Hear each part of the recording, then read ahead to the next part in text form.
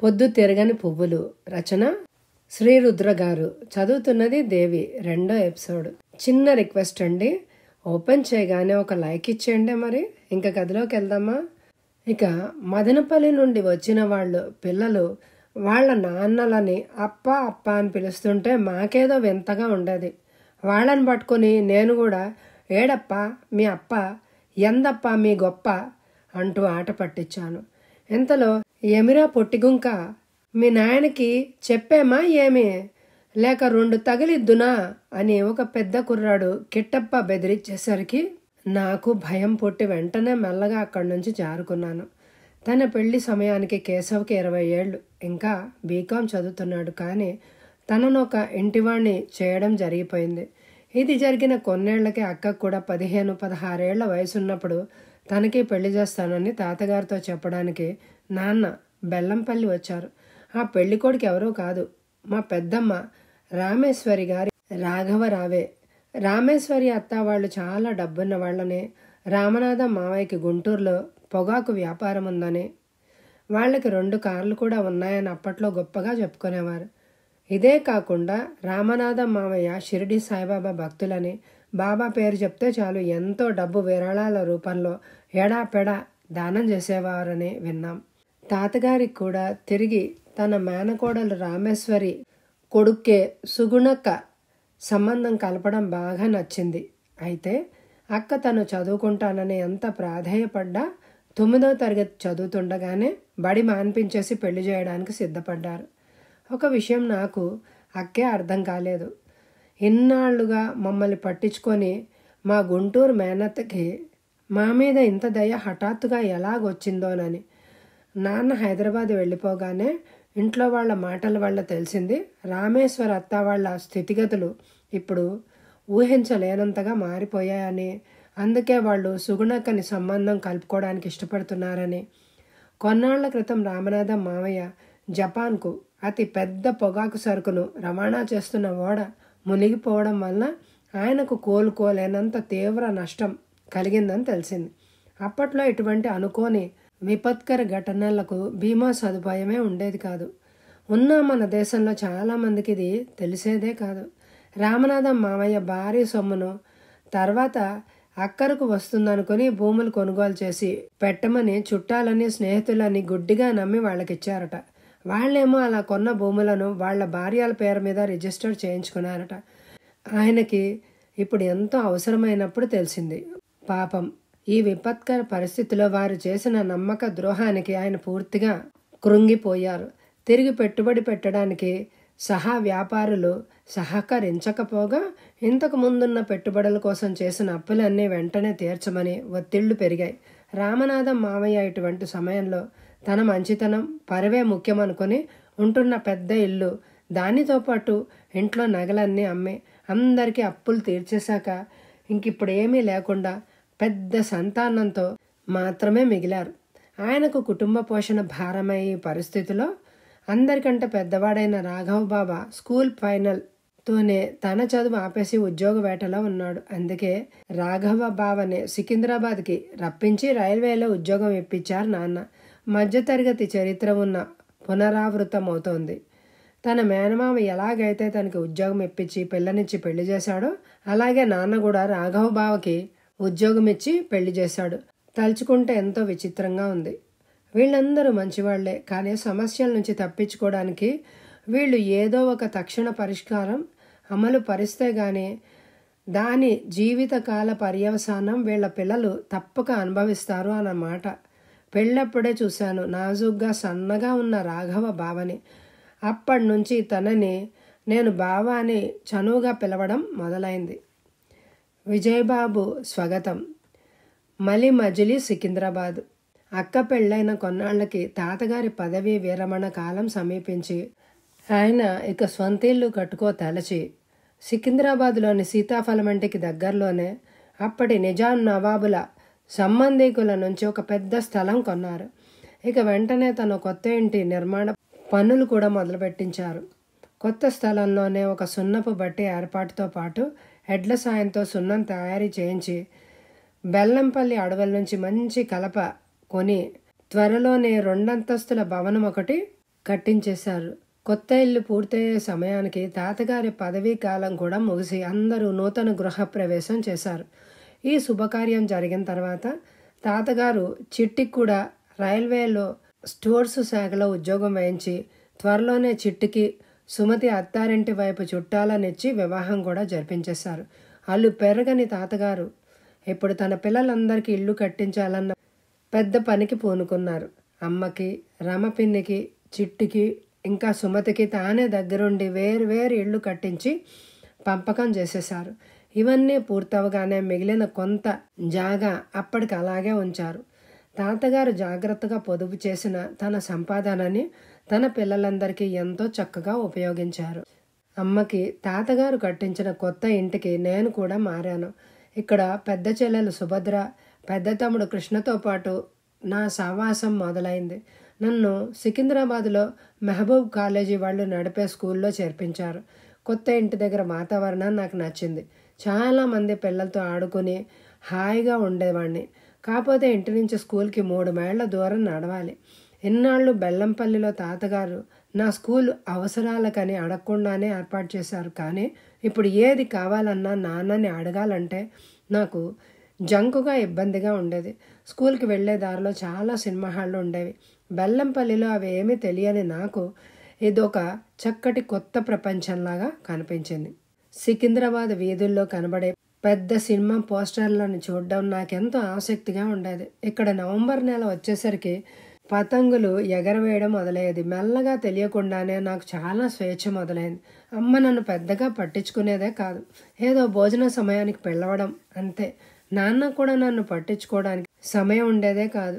ఆదివారం వస్తే కొంచెం తీరిక చిక్కేది ఆయనకు. ఆ సమయం కూడా కొత్త ఇంట్లో పూలు, పళ్ళు, చెట్లు నాటడం, వాటి సంరక్షణ, ఇంకా పిల్లలతో ఆడడమే ఆయనకి సరిపోయేది. కొత్త స్కూల్లో మొదట్లో కొంచెం కష్టంగానే అనిపించేది. త్వరలోనే నేను కూడా బాగానే చదవడం మొదలుపెట్టాను. ఇంగ్లీష్ భాష మీద ఇష్టంతో బాగా నేర్చుకోవాలని ప్రయత్నించేవాడిని.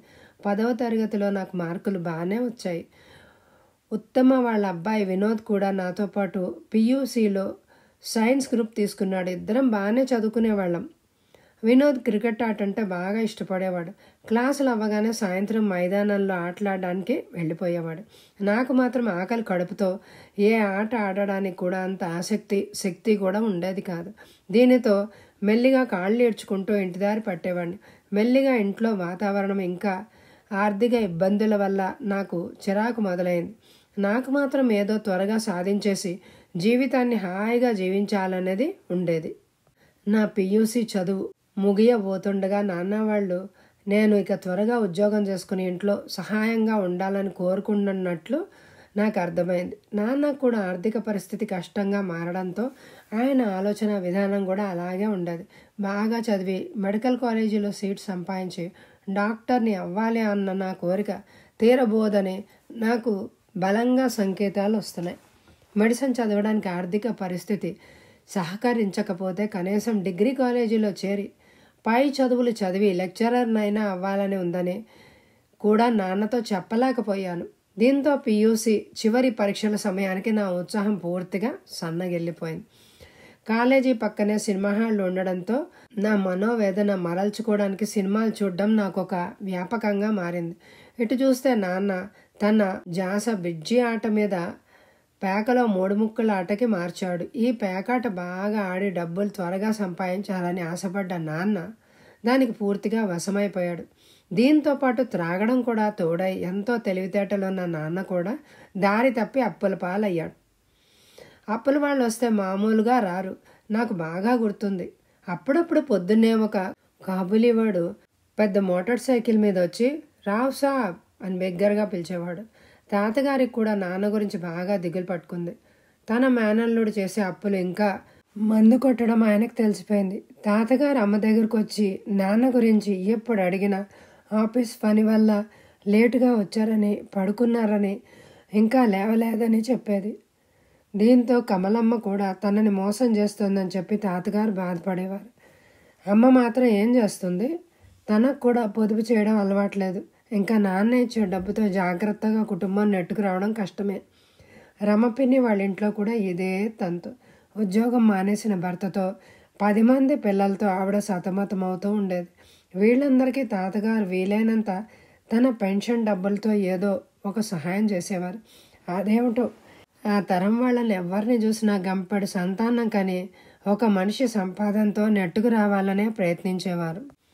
తాతగారు ఎంతో క్రమశిక్షణగా తన ఆరోగ్యం కాపాడుకుంటూ, అలాగే తన కుటుంబం అంతటికి ఏమాత్రం నలత వచ్చినా హోమియో వైద్యం చేస్తూ ఒక పెద్ద దిక్కులాగా నిలబడేవారు. అప్పటికే ఆ కాలంలో కుటుంబ నియంత్రణ గురించి అవగాహన పెంచుకుని తాతగారు తన అల్లుళ్ళకి ఎంత చెప్పినా వాళ్ళు వినకుండా గంపెడు సంతానాన్ని కన్నారు. ఈ విషయంలో ఆయన కొడుకులు కేశవ ఇంకా చిట్టి చిన్న సంతానంతోనే సరిపెట్టుకున్నారు. నేను పియూసీ చదువుతుండగానే నాన్న పెద్ద చెల్లి సుభద్రకి పెళ్లి చేయాలని నిశ్చయించుకున్నారు. సుభద్రకి చదువు మీద శ్రద్ధ లేకపోగా కొన్ని ఆరోగ్య ఇబ్బందులు కూడా ఎప్పుడు ఉండడం వల్ల దూరపు చుట్టాలకి తెలిసిన జోగారావు అనే కుర్రాడితో సంబంధం చూశారు. జోగారావు మెట్రిక్ కూడా పాస్ అవ్వలేదు. తన ఆర్థిక స్థితి కూడా అంతంత మాత్రమే. కానీ సుభద్ర పరిస్థితిని దృష్టిలో ఉంచుకుని అతనికిచ్చి పెళ్లి చేసేశారు. జోగారావుకి తగినంత చదువు లేకపోవడం వల్ల నాన్న త్వరలోనే అతనికి రైల్వేలోనే కళాసి ఉద్యోగం వేయించారు. ఈ సమయంలో చెల్లెలు పెళ్లి ఖర్చులతో సతమతం అవుతున్న వేళ నాన్నని నేను డిగ్రీ చదువుతానని ఇంకో 3 ఏళ్ళు ఇది భరించమని అడగలేకపోయాను. ఒకవేళ అడిగినా నాన్నకి అది సాధ్యమయ్యే పనే కాదు. నాన్నకి మా తర్వాత పుట్టిన 3 ఆడపిల్లలు 2 మగపిల్లలు అవసరాలను తీర్చడమే గగనమైపోతోంది. ఇది చాలదన్నట్టు అమ్మ మళ్ళీ గర్భవతి అయింది. త్వరలోనే నాకు ఇంకో తమ్ముడు పుట్టాడు. ఏం చేయను, ఏమి చెయ్యలేని పరిస్థితిలో నాన్నతో సరే నేను కూడా ఉద్యోగంలో చేరతాను. నాన్న రైల్వేలో నా గురించి క్లర్క్ ఉద్యోగం కోసం ప్రయత్నించారు, కానీ ఉద్యోగాలు ఖాళీ లేవు అన్నారు. నా మీద అప్పటికే మంచి అభిప్రాయం పోయిన తాతగారు కూడా నా ఉద్యోగం గురించి ఏమీ సాయం చేయకున్నారు. ఏదో ఒక ఉద్యోగం మొదలుపెట్టి తర్వాత అవకాశం వచ్చినప్పుడు మంచి ఉద్యోగం సంపాదించవచ్చునని నాన్న నన్ను బలవంతం పెట్టి రైల్వేలోనే ఒక చిన్న ఉద్యోగం ఇంచుమించు కళాశ్రీ స్థాయి వంటిదే ఇప్పించారు. ఇది కూడా నా జీవితాన్ని మలుపు తిప్పిన ఒక దురదృష్టకరమైన సంఘటన. నేను చాలా బాధపడ్డాను. లోలోన ఎంతో కుమిలిపోయాను. నా ఆవేదనని ఎవరితో పంచుకోవాలో తెలియదు. అప్పటి మా కుటుంబ పరిస్థితి మాత్రమే కనపడింది, కానీ దాని గురించి ఆలోచించేవారు. నేను కూడా 4 రూకలు సంపాదిస్తే నాన్నకి ఆసరాగా ఉంటానని భావించారు. ఎంతో అయిష్టంగానే నా చిన్న రైల్వే ఉద్యోగంలో చేరాను. నా తెలివితేటలకి ఉద్యోగం చేయడం నాకు ఏమాత్రం సంతోషం కలిగించలేదు. చాలామంది నా తోటి ఉద్యోగస్తులంతా పెద్ద చదువులు చదువుకున్నారు. పని వేళలు పూర్తవగానే పేకాట మందు కొట్టడమే వాళ్ళ దినచర్య. ఈ ఉద్యోగం అంటే అసలే కోపంతో బాధగా ఉన్న నేను పని అవ్వగానే ఇంటికి వెళ్ళడం ఇష్టం లేక నా విచక్షణ జ్ఞానాన్ని కోల్పోయి వారి సాంగత్యానికి లోనయ్యాను. సిగరెట్లు తాగుతూ సినిమాలు చూసి రాత్రి ఆలస్యంగా ఇంటికి రావడం చేస్తూ దాదాపు 1 ఏడాది గడిపేశాను. నా వ్యవహారం గమనిస్తున్న గొప్ప బంధుగుణం మరో సాయానికి పూనుకున్నారు. నాకు పెళ్లి చేస్తే బాధ్యత తెలిసి కుదురుగా ఉంటానని. ఈపాటికే నా జీవిత గమ్యం గురించి ప్రణాళికలు మానేసిన నేను ఇంట్లో వాళ్ళు నాకు పెళ్లి సంబంధం చూస్తామంటే వద్దని చెప్పలేదు. కొన్నాళ్ళకి జోగారావు తరఫున ఒక పెళ్లి సంబంధం వచ్చింది. తనకి దూరపు చుట్టాలైన ఒక ఆయన జగ్గాపేటలో చిన్న ఊర్లో ఉపాధ్యాయుడు. ఆయన 2వ కూతురు కనకదుర్గ 5వ తరగతి చదువు ఆపి ఇంట్లోనే ఉంటుంది. ఆ కుటుంబం మంచిదని జోగారావు నాన్నకి చెప్పి సంబంధం ఖాయం చేసుకోమని ఒత్తిడి చేశాడు. దీని గురించి నాన్న నాతో ప్రస్తావించినప్పుడు కోపంలో నేను ఏదో ఒకటి చేసుకోండి, నేనేమీ దీని గురించి ఆలోచించను అని నాన్నకి మొండిగా చెప్పడంతో కనకదుర్గతో నా పెళ్లి జరిగిపోయింది. కనకదుర్గ అమాయకపు మాలోకం. చదువు లేకపోతే సరే, లోకజ్ఞానం కూడా లేదు. ఆఖరికి వంట కూడా చేయడం రాదు. పెళ్ళైన అతి త్వరలోనే నాకు అర్థమైంది నేను ఎలాంటి ఊబిలో కూరుకుపోయానో అని. భగవంతుడా, నేనెంతటి తప్పు చేశాను. చక్కటి భవిష్యత్తుకు ఏర్పాటు చేసుకోవాల్సిన నేను ఆవేశంలో ఒక మూర్ఖ జీవిలా ప్రవర్తించాను. ఇక తిరిగి సరిదిద్దుకోలేని పరిస్థితికి నన్ను నేను చేర్చుకున్నాను. కొన్ని రోజులకే ఇంట్లో వాళ్లకు కూడా అర్థమైంది. కొత్త కోడలు పిల్ల పెద్ద భారమని, లౌక్యం తెలియని పనికి రాని ఈ అయోమయపు పిల్లని వాళ్ళు భరించదలచలేదు. అందుకని మాకు వేరే కాపురం కొంచెం దూరంగా ఏర్పాటు చేసి మమ్మల్ని బయటికి తోసేశారు. ఇదిలా ఉంటే రైల్వే వర్క్షాప్లో ఉద్యోగం కూడా నాకు పెద్ద భారమైంది. ఏమిటి బండ పని, ఎదుగుదలకి ఆస్కారం లేని ఉద్యోగం అని నిత్యం బాధపడ్డాను. ఓ రోజు ఈ ఉద్యోగం ఇక చేయనని గట్టిగా అనుకుని పనికి వెళ్ళడం మానేశాను. కొన్ని రోజుల తర్వాత నాన్నకి ఈ విషయం తెలిసి నా దగ్గరకు వచ్చి అడిగితే చెప్పాను, నేను ఇక ఆ పని చేయలేను. నాన్న, ఓపిక పట్టు బాబు, త్వరలోనే మళ్ళీ పెద్ద ఉద్యోగానికి నోటిఫికేషన్ వస్తుంది. అప్పుడు డబ్బులు ఖర్చు పెట్టైనా సరే నీకు మంచి ఉద్యోగం ఇప్పిస్తాను అని అన్నారు. కానీ అప్పటికే 2 నెలలు అయింది నేను పనికి వెళ్ళక. ఆఫీస్ నుంచి సస్పెన్షన్ ఆర్డర్ కూడా వచ్చింది. నా మొండి ప్రవర్తనకి నాన్న కూడా చేతులు ఎత్తేశారు. నీ కర్మ, నేను ఇక ఏమీ సాయం చేయలేను అని నిష్కర్షగా చెప్పేసి నానా తిట్లు తిట్టి నాన్న వెళ్ళిపోయారు. ఇది చాలదన్నట్టు త్వరలోనే దుర్గ గర్భం దాల్చింది. తనని వాళ్ళు పుట్టింట్లో దిగబెట్టి వీధులంబడి పడ్డాను. నేను వెళ్ళి అడిగినప్పుడల్లా అక్కా బావ సాయం చేసేవారు తిండి గడవడానికి. కొన్నాళ్ళకి ఒక సేల్స్ రిప్రజెంటేటివ్ ఉద్యోగం వచ్చింది. ఆ ఉద్యోగం నాకు ఇష్టం లేకపోయినా జీవనోపాధికి చెయ్యక తప్పలేదు. ఈ మధ్యకాలంలో చుట్టాలు ఎవరితోనూ పెద్దగా రాకపోకలేవు. తాతగారిని కలిసి ఏదైనా సహాయం కోరాను. వెళ్ళిన ఆయన నన్ను కలవడానికి ఇష్టపడట్లేదు. నేను రైల్వేలో ఉద్యోగం మానేసినట్టు ఆయనకు కూడా తెలిసింది. నేను ఏదైనా చిన్న ఉద్యోగమైనా సరే చేసుకుంటూ కష్టపడి ప్రైవేట్గా డిగ్రీ చదివి మంచి ఉద్యోగం చేసుకోవాలని ఆయన అభిప్రాయం. నా దురలవాట్లు ఇంకా చిట్టితో సావాసం వల్ల ఆయనకి నేనంటే ఏమాత్రం ఇష్టం లేదు. నా దురదృష్టం ఏమిటి అంటే దారి తప్పిన నన్ను తాతగారు మళ్ళీ బుజ్జగించి సక్రమ మార్గాన మళ్లించకపోగా నేనిక అస్సలు బాగుపడనని భావించారు. దీని పర్యవసానం ఏమిటి అంటే ఆయన తన పిల్లలందరికీ స్థలాలిచ్చి ఇళ్ళు కట్టించాక మిగిలిన జాగాని అక్కా చెల్లెళ్ళకి, సుభద్రకి, ఇంకా రమ్మపిన్ని, పెద్దమాయకి వేరువేరుగా 3 భాగాలు చేసి మరీ వారి పేరున రిజిస్టర్ చేయించారు. నేను కూడా తాతగారు పిల్లలందరితో పాటు ఆయన పెంపకంలోనే పెరిగాను. అయినా నాకు మాత్రం మొండి చేయి చూపించారు. ఆయన చిన్న కొడుకు చిట్టి నాకంటే ఎన్నో తప్పులు చేసినా ఆస్తి సమానంగానే పంచారు కదా. మరి నాకెందుకు ఈ అన్యాయం? పసిగందుగా ఉన్న నన్ను తీసుకొని పెంచారు కదా, మరి నన్నొక్కడిని ఎందుకు శిక్షిస్తున్నారు అనేది నా బాధ. ఇది చాలక నా దురదృష్టం గురించి చిన్నదైన ఇంకొక సంఘటన చెప్పాలి. నాకు జన్మనిచ్చి చనిపోయిన మా అమ్మ వాళ్ళ అన్నయ్య అంటే మా మేనమామ వాళ్ళ ఊరు తుని నుంచి మా కోసం వెతుక్కుంటూ సికింద్రాబాద్ వచ్చారు అని తెలిసింది. మా అమ్మ పుట్టింటి వాళ్ళ ఆస్తి అమ్మకాలకు సంబంధించి చనిపోయిన మా అమ్మకు కూడా వాటా ఉండడం వల్ల ఆవిడ సంతానం నుంచి నో అబ్జెక్షన్ సర్టిఫికేట్ కోసం వస్తే నాన్న ఆయనతో మాట్లాడి అక్కతో సంతకం పెట్టించి పంపేసినట్టు తెలిసింది. అక్కడ ఏమి జరిగిందో నాకు ఏమాత్రం తెలియదు. కానీ నాకు కనీసం జన్మనిచ్చిన అమ్మ వైపు బంధువుల సహాయం కూడా లభించే అవకాశం పోయింది. ఇంకోవైపు నాన్న తన క్షీణిస్తున్న ఆరోగ్యం దృష్ట్యా తన పని చేసే రైల్వే ఆఫీస్కు అతి దగ్గరలోనే రైల్వే క్వార్టర్స్లోకి ఇల్లు మారారు. ఈ రైల్వే క్వార్టర్స్ చిన్నదైనా చుట్టూ చెట్లతో ఆహ్లాదంగా ఉందక్కడ. ఆఫీస్ దగ్గర కావడంతో నాన్న రోజు నడిచే వెళ్ళొస్తూ ఉండేవాడు. ఇది బాగానే ఉంది, కానీ నాన్న పేకాట మాత్రం మానలేదు. సరే, కుటుంబం అంతా ఇక్కడ కుదురుకుంటుంది అన్న సమయంలో ఒకరోజు నాకు పిడుగులాంటి వార్త వచ్చింది. నాన్నకి హఠాత్తుగా గుండెపోటు వచ్చి వెంటనే ఆ ఇంట్లోనే మరణించారని. పరుగున రైల్వే క్వార్టర్స్కి వెళ్ళాను. అమ్మ పిల్లలంతా గట్టిగా ఏడుస్తున్నారు. శవమైన నాన్నను చూసేసరికి నాకు కూడా కళ్ళు నీళ్లు తిరిగాయి. గుండె పిండినట్లయి నేల మీద కూలబడ్డాను. అయ్యో అన్నయ్య, నాన్నను చూడన్నయ్యా, నువ్వైనా నాన్న లేపన్నయ్యా అంటూ చిన్న చెల్లెలు నన్ను పట్టుకొని హృదయ విదారకంగా ఏడుస్తూ కుదిపేస్తోంది. మా అందరికీ ఇది ఎప్పటికీ తట్టుకోలేని దుర్ఘటన. చిన్నప్పటి నుంచి నేను, అక్క, అమ్మా నాన్నలకు దూరమై బ్రతికాం. సికింద్రాబాద్ వచ్చాక కొన్నాళ్ళు నేను నాన్నతో కలిసి ఉండగలిగాను. ఇక పెళ్ళైన తర్వాత నన్ను వేరే కాపురం పెట్టించినా కనీసం నాన్న ఎప్పుడైనా కనపడేవాడు. నాకంటూ ఒక పెద్ద దిక్కు పేరుకైనా ఉన్నాడు అని అనుకుంటే ఇప్పుడు నాన్న కూడా లేడు. నాకు ఇప్పుడు ఎవరున్నారని అక్కను పట్టుకొని ఏడ్చాను. ఈ వార్త తెలిసి తాతగారితో సహా దగ్గర బంధువులందరూ వచ్చేశారు. అప్పటికప్పుడు నాన్న పార్థివ దేహాన్ని సొంత ఇంటికి తీసుకెళ్లే పరిస్థితి లేనందున రైల్వే క్వార్టర్స్లోనే ఉంచి తదుపరి అంత్యక్రియలు ఏర్పాటు చేశారు. నాన్న శ్రాద్ధ కార్యక్రమాలన్నీ పూర్తయ్యాక కొన్ని రోజులకి అందరూ తిరిగి సొంత ఇంటికి వచ్చేశారు. నాన్నకి ఇంకా 4-5 ఏళ్ళు రైల్వేలో సర్వీస్ ఉండగానే పోయారు. పెద్ద చెల్లెలు సుభద్రకు మాత్రమే పెళ్ళైంది. పెద్ద తమ్ముడు కృష్ణుడు డిగ్రీ ఆఖరి సంవత్సరం చదువుతున్నాడు. మిగతా పిల్లలందరూ స్కూల్కి వెళ్తున్న చిన్నవాళ్లే. పేరుకు పెద్ద కొడుకునే, కానీ నేను మాత్రం ఏమాత్రం ఆర్థికంగా స్థిరపడని వాడని. ఇంకా ఆ కుటుంబాన్ని ఏమాదుకుంటాను?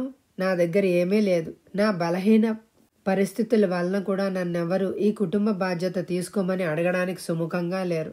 నాన్న సర్వీస్లో ఉండగానే చనిపోవడం వల్ల కుటుంబంలో ఒకరికి రైల్వే ఉద్యోగం వచ్చే అవకాశం ఉంది. తాతగారు దాని గురించి ఆలోచన మొదలుపెట్టారు. ఈ సమయంలో పెద్ద కొడుకుగా నాకు రైల్వే క్లర్క్ ఉద్యోగం వచ్చే అవకాశం ఉంది కాబట్టి నేను ఇది అందుకొని అమ్మ వాళ్లకు ఆలంబన అవుదాము అని అనుకున్నాను. కానీ నా దురదృష్టం ఎప్పుడు నన్ను వదిలి వెళ్ళదు కదా. తాతగారికి నేనంటే ఇష్టం లేదు, మరేమో అమ్మకి నా మీద నమ్మకం లేదు. అందుకే తాతగారు రైల్వే ఆఫీసుకి అభ్యర్థన పంపారు. పెద్ద కొడుకైనా నేను కుటుంబ బాధ్యత వహించకుండా వేరుగా ఉండడంతో ఈ ఉద్యోగం రెండవ కుమారుడు కృష్ణుడికి ఇవ్వడం వలన ఆ కుటుంబానికి సరైన ఆసరా అవుతుందని తాతగారికి తెలిసిన వాళ్ల ప్రయత్నాలు కూడా తోడై రైల్వే ఆఫీసులో కృష్ణుడికి ఉద్యోగం ఇప్పించారు. పోనీలే, నా దురదృష్టాన్ని ఎవరూ తొలగించలేరు. కనీసం అమ్మ కుటుంబము ఈ విధంగా తిరిగి నిలదొక్కుంటుంది అనుకున్న నా మనసుని కుదుటపరుచుకున్నాను. నాన్న పోయిన కొన్ని రోజులకే నేను, నా కుటుంబం మా అద్దె ఇంటికి తిరిగి వెళ్ళిపోయాం. నేను అప్పుడప్పుడు అమ్మ వాళ్ళని కలిసి వస్తూ ఉండేవాడిని. విజయబాబు పతన దశ. ఇంకా స్థిరమైన ఉద్యోగం ఏమీ దొరకక అగచాట్లు పడుతున్న ఇటువంటి సమయంలో ఓ రోజు చిట్టి నాకు కబురంపాడు, తనని వచ్చి కలవమని. ఏమిటి సంగతి అని వెళ్తే బయట ఒక ఇరానీ హోటల్కి తీసుకెళ్లాడు. ఏం బాబు, ఏం చేస్తున్నావు, అంతా బాగుందా అని అడిగాడు. నాకు చిట్టి వ్యంగ్యంతో కాలింది. ఎగతాళిగా ఉందా మామ నీకు కూడా అన్నాను. లేదురా, నాకు తెలుసు నీ బాధలు. ఏదో ఒకటి చేయాలి కదా, అందుకే నేను పిలిపించిన. నాకు కొన్ని ఐడియాలు ఉన్నాయి. ఎన్నాళ్ళని చిన్న చితక పనులు చేస్తావు? ఏదైనా జాక్పాట్ కొట్టాలి, నీ బాధలన్నీ తీరాలంటే అన్నాడు చిట్టి. నిండా బాధల్లో మొలిగిన నాకు చిట్టి మాటలు కొంత ఆశని కలిగించాయి. అయితే చెప్పు, నేనేం చేయాలి అని అన్నాను. ఇప్పుడు కాదులే, త్వరలోనే చెప్తాను, కానీ నువ్వు ఈ విషయాన్ని ఎవరితోటి ముచ్చటించకూడదు. నేను ఇప్పుడు ఒక ముఖ్యమైన పని మీద బయటికి వెళ్ళాలి అని నన్ను సస్పెన్స్లో ఉంచి చిట్టి వెళ్ళిపోయాడు. నాకు మాత్రం ఇది విన్న తర్వాత చిట్టి నాకు ఏమి దారి చూపిస్తున్నాడో అని చాలా ఆసక్తిగా ఉంది. ఏదో ఒక తేలిక మార్గంలో త్వరగా డబ్బు సంపాదించే విషయం ఏమిటా అని నాకు నిద్ర పట్టలేదు. 2 రోజులు కూడా గడవకుండానే నా అంతట నేను తిరిగి వచ్చి చిట్టి దగ్గర వాలిపోయి, చెప్పు మామ, నాకేదో ఒక దారి చూపిస్తావని ఊరించావు, అదేంటో చెప్పు అని తరచి అడిగాను. నిజమేరా, కానీ నా ఆలోచన పనిచేయాలంటే ఏమాత్రం సంకోచించకుండా నాకు సహకరించే వాళ్ళు కావాలి. బయట వాళ్ళంటే నాకు నమ్మకం లేదు. పైగా ఇది చాలా జాగ్రత్తగా చేయాల్సిన పని. అందుకే నీకు చెప్పాలనుకున్నా, కానీ నువ్వు ఒప్పుకుంటావో లేదో అని సంకోచిస్తున్నా అన్నాడు చిట్టి. నేను సరే మామ, నువ్వు అసలు విషయం చెప్పకుండా నన్ను ఇబ్బంది పెడుతున్నావు. ఏదైనా సరే చేయాలనుకుంటే తప్పకుండా చేస్తాను, అది నీకు తెలుసు కదా బాబు. ఇది చాలా రహస్యంగా చేయాల్సిన పని, అయితే బాగా గిట్టుబాటు అయ్యే దారి. ఈ పని సమర్థవంతంగా చేస్తే మనం ఇక తిరిగి చూసుకోవాల్సిన పనే ఉండదు. కాసులే కాసులు అన్నాడు చిట్టి. సరే మామ, నీకు నేను మాటిస్తున్నాను, అదేదో ఇంకనైనా చెప్పు అన్నాను నేను.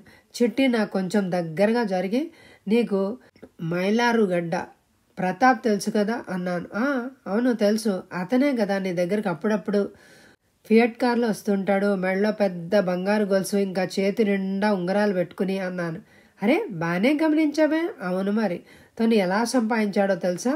రైల్వేలో కాంట్రాక్ట్ పనులు చేస్తున్నట్టు అందరికీ చెప్పాడు, కానీ ఎన్నో ఏళ్లుగా తెలివిగా రైల్వే స్టోర్స్ ఇంకా రైల్వే స్టేషన్లో సరుకు రవాణా పనుల్లో అక్రమంగా కొట్టేసి ఘరానా మనిషిగా చలామణి అవుతున్నాడు అన్నాడు చిట్టి.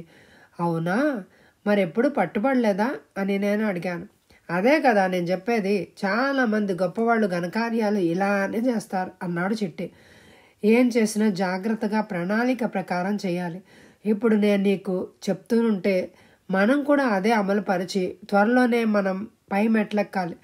నువ్వు నాకు గట్టిగా తోడుగా ఉంటే చూడు, ఏడాది తిరిగే లోపల నువ్వు ఊహించనంత ఆర్థిక స్థాయికి చేరుకుంటావని చిట్టి నాకెంతో భరోసాగా చెప్పాడు. ఇక నువ్వు ఈ విషయంలో ఏమీ ఆలోచించకు, నేను దగ్గరుండి అన్నీ ప్లాన్ చేస్తా. నువ్వు మాత్రం ఎట్టి పరిస్థితిలోనూ మన ప్లాన్ ఎవరితో చెప్పకూడదు. ఆఖరికి మీ ఆవిడతో సహా అని చిట్టి నా దగ్గర మాట తీసుకున్నారు. చేతిలో అసలు డబ్బులు ఆడక కష్టంగా రోజులు వెళ్లదీస్తున్న సమయంలో చిట్టిని నమ్మి తనతో జత కలపడానికి పూర్తిగా సంసిద్ధమైపోయాను. కొద్ది రోజుల్లోనే చిట్టి నాయకత్వంలో నేను ఇంకో అతను మా అక్రమ కార్యక్రమాలను అమలు పరచడం మొదలుపెట్టాం. అన్యాయపు సొమ్ము ద్వారా నాకు అందుబాటులోకి వచ్చి నా అప్పులన్నీ తీరిపోగా ఇంకా డబ్బు మిగలడం మొదలెట్టింది. ఇదే సమయంలో చిట్టి నన్ను వెంటనే దూరంగా ఇల్లు మార్చేయాలని చెప్పాడు. మేము చెప్తున్న పని గురించి చుట్టుపక్కల ఎవ్వరూ ఆరా తీయకుండా తొందరపడమన్నాడు. నేను కూడా సరేనని అందరితో నాకు ఒక ప్రైవేట్ ఫ్యాక్టరీలో మంచి ఉద్యోగం వచ్చిందని చెప్పి వెంటనే నా కుటుంబంతో సహా దూరంగా బొల్లారంలో ఒక చిన్న బస్తీలో ఇల్లు తీసుకుని అక్కడికి మారిపోయాను. అప్పుడప్పుడు సీతాఫల్ మండీ నుండి అక్కని దగ్గర చుట్టాలని కలిసి రైల్వే కాంట్రాక్టు పనుల కోసం బయట ఊళ్ళకు వెళ్తున్నందుకు తరచూ ఇటువైపు రాలేనని చెప్పేవాడిని. ఇప్పుడు నాకు చాలా బాగుందని చెప్తే అందరూ సంతోషించారు. నేను చాలా కాలానికి కుదురుకున్నానని. చిట్టి కూడా ఏమీ తెలియని వాడిలాగా నన్ను క్లుప్తంగా పలకరించి వెళ్ళిపోయేవాడు. వీళ్ళెవ్వరికీ నా విషయంలో తన పాత్ర గురించి తెలియకుండా చక్కగా పకడ్బందీగా వ్యవహరించేవాడు. రాఘవబాబు కూడా నా అక్రమ వ్యవహారాల గురించి తెలియకుండా నేను జాగ్రత్త పడ్డాను. కానీ జోగారావుకి మాత్రం ఉన్నట్టుండి నేను బాగా డబ్బులు సంపాదించడం గురించి ఏదో అనుమానంగా ఉండేది. డబ్బులు వచ్చి పడ్డంతో నేను రెచ్చిపోయి ఇంట్లో ఖరీదైన ఫర్నిచరు, పిల్లలకు దుర్గకి మంచి బట్టలు తెగ కొనేసి ముందు జాగ్రత్త అనేది లేకుండా ఖర్చు చేయసాగాను. నేను ఇన్నాళ్ళు పిల్లలకు దుర్గకు ఏమీ కొనిపెట్టలేదు కాబట్టి డబ్బులున్నప్పుడే వాళ్ళు ఆడంబరంగా అనుభవించి ఆనందించాలనుకున్నాను. ఇక్కడే నేను పెద్ద పొరపాటు చేశాను. వచ్చిన 75 జాగ్రత్తగా మిగుల్చుని కష్టకాలం తర్వాత అవసరాలకు దాచుకోవాలన్న తెలివి లేకపోయింది. కనీసం చిట్టినైనా చూసి నేర్చుకోలేదు. చిట్టి మాత్రం ఎక్కడ ఏ ఆర్భాటం లేకుండా తన సంపాదన బయటపడకుండా మామూలుగా ఉండేవాడు. ఒక్కరోజు సుగుణక్క ఇంటికి పిల్లల్ని బాగా ఖరీదైన బట్టలతో ముస్తాబు చేయించి తీసుకెళ్లాను. అక్క వాళ్ళని చూసి ముచ్చట పడింది. కానీ నా శృతి మించిన వ్యవహారం గమనించి నాతో, ఎరా నీకిన్ని డబ్బులు ఎక్కడి నుంచి వస్తున్నాయి? నువ్వేమీ పొరపాటు పనులు చేయడం లేదు కదా అని అంది. నేను ఏమీ లేదక్క, నువ్వేం కంగారు పడకు, ఏమీ ప్రాబ్లం లేదు అన్నాను. అక్క తిరిగి ఏమీ అనకపోయినా తన చూపులోనే నాకు అర్థమైంది తనకు నా వ్యవహారం గురించి సందేహంగా ఉందని. అందుకే ఈ సంగతి గురించి అమ్మ జాస మళ్లించడానికి, అవునక్క ఏంటి సాయంత్రం పూటలో కూడా బావ కనపడడం లేదు అన్నాను. అవునరా, బావ మా బాధ్యతలు తీరడానికి ఎంతో కష్టపడుతున్నారు. ఆఫీస్ అయిపోగానే రాత్రి 9 దాకా క్యాంటీన్లో అకౌంట్స్ చూసే పని కూడా ఒప్పుకున్నారు. బావకి ఎంతో ఇష్టమైన రచనలు, నటన, నాటకాలు, దర్శకత్వం కూడా మానేసి విపరీతంగా కష్టపడుతున్నారు. మేము కట్టిన ఇల్లు చిన్నదే అయినా దేని మీద అప్పు తీర్చేయాలని, లక్ష్మి పెళ్లికి ఇంకా వంశీ పై చదువులకి ఏర్పాటు చేయాలని మా బావ ఎంతో శ్రమిస్తున్నారు అని అక్క నెట్టూర్చింది. అక్క పిల్లల్లో నా పెద్ద మేనకోడలు లక్ష్మికి నేనంటే అభిమానం, ఇంకా జాలి. చిన్నదానికి ఇంకా ఏమీ లేదు. తెలియదు కానీ వంశీ మాత్రం నాకు కొంచెం దూరంగానే ఉండేవాడు. వాడి బామ్మకి నేనంటే ఇష్టం లేదు కాబట్టి వీడు కూడా అలాగే ఉండేవాడు. నేను వెంటనే బయటకు వచ్చి అక్కకి లక్ష్మికి ఇష్టమైన జీడిపప్పు పకోడీలు, మిర్చి బజ్జీలు కొని వాళ్ళకిచ్చి త్వరగానే తిరిగి ఇంటికి బయలుదేరాను. కానీ నా మనసులో అలజడి మొదలైంది. ఎవరిని అంత మభ్యపెట్టిన అక్కకి మాత్రం వాస్తవం తెలిస్తే తట్టుకోలేదని నాకు తెలుసు. నేను కూడా ఈ అక్రమ మార్గం నుంచి పట్టుబడకుండా త్వరగా బయటపడి ఏదైనా చిన్న బిజినెస్ చేయాలని నిశ్చయించుకున్నాను. కొన్ని రోజుల తర్వాత మేము విజయవాడ దగ్గరికి పని ముగించుకొని రైల్లో సికింద్రాబాద్ తిరిగి వస్తున్నాం. ఇలాంటి కార్యక్రమాల్లో మేము ఎప్పుడు కలిసి దగ్గరగా కూర్చుని ప్రయాణించాం. మా జట్టు వాళ్ళంతా ఒకరికి తెలియనట్లుగానే ప్రవర్తిస్తాం. ఇంతలో దూరంగా కూర్చున్న చిట్టి హఠాత్తుగా లేచి నాకు ఒక ప్రమాద సైగ చేసి పక్క బోగీలోకి వెళ్ళిపోయాడు. ఇంతకు మునిపే చిట్టి నాకు చాలా గట్టిగా చెప్పాడు, ఏదైనా చిన్న చిక్కు వస్తే తన పేరు ఎట్టి పరిస్థితుల్లోనూ చెప్పకుండా వ్యవహరించాలని. ఏమైందని నేను పూర్తిగా ఆలోచించే లోపలే నన్ను ఒక రైల్వే ప్రొడక్షన్ ఫోర్స్ అధికారి సమీపించి నా సూట్ కేసు తీసుకోమని చెప్పి నన్ను పట్టుకొని బోగి చివరికి తలుపు దగ్గరకు తీసుకెళ్లాడు. నేను ఏమైంది సార్, ఎందుకు నన్ను ఇలా తీసుకొచ్చారు అని అడుగుతుండగానే అతడు నన్ను కాముగా ఉండు చెప్తా అన్నాడు. అతనికి తోడుగా ఉన్న ఒక కానిస్టేబుల్ నా పక్కకు వచ్చి నన్ను గట్టిగా కదలకుండా చేశాడు. ఇంతలో సికింద్రాబాద్ స్టేషన్ వచ్చింది. రైలు ఆగగానే నన్ను గట్టిగా పట్టుకొని కిందకి దింపి గబగబా స్టేషన్ సెక్యూరిటీ ఆఫీస్కి తీసుకెళ్లి విచారణ మొదలుపెట్టారు. అక్కడ అధికారులు అడిగే ప్రశ్నలకు నేను బుకాయించిన కొద్ది సేపటికి మా అక్రమ వ్యవహారాలు రుజువులు చూపి నన్ను అరెస్ట్ చేశారు. వాళ్ళు ఎంత గుచ్చి అడిగినా ఇదంతా నేను ఒక్కడనే చేశాను అని అన్నాను. దీంతో వాళ్ళు నన్ను అక్కడే నిర్బంధించి తర్వాత జ్యుడిషియరీ మెజిస్ట్రేట్ దగ్గర బోన్లో హాజరుపరిచారు. నేను చిట్టితో జట్టు కట్టిన మొదట్లోనే చిట్టి నాకు బాగా ట్రైనింగ్ ఇచ్చాడు. ఒకవేళ మా అక్రమ వ్యవహారాల్లో ఎప్పుడైనా పట్టుబడితే తప్పనిసరి పరిస్థితులు వస్తే ఏదైనా ఒక నేరం ఒప్పుకొని మిగతా వాళ్ళ పేర్లు బయట పెట్టకుండా ఇంకెప్పుడు ఇటువంటి పనులు చెయ్యను అని మొరపెట్టుకున్నా. నా తరఫు న్యాయవాది ఎవరూ లేనందున నా వాదన విని మెజిస్ట్రేట్ నాకు 1 ఏడాది సాధారణమైన జైలు శిక్ష ఇంకా 2,000 రూపాయల జరిమానా విధించి అది కట్టని పక్షంలో ఇంకో 3 నెలల అదనపుగా శిక్ష ఖరారైంది. అలాగా నా చెరసాల ప్రవేశం జరిగింది. వచ్చే ఎపిసోడ్లో కథ కొనసాగుతుంది. ఈ ఎపిసోడ్ని తప్పకుండా లైక్ చేయండి. Thank you very much my dear friends.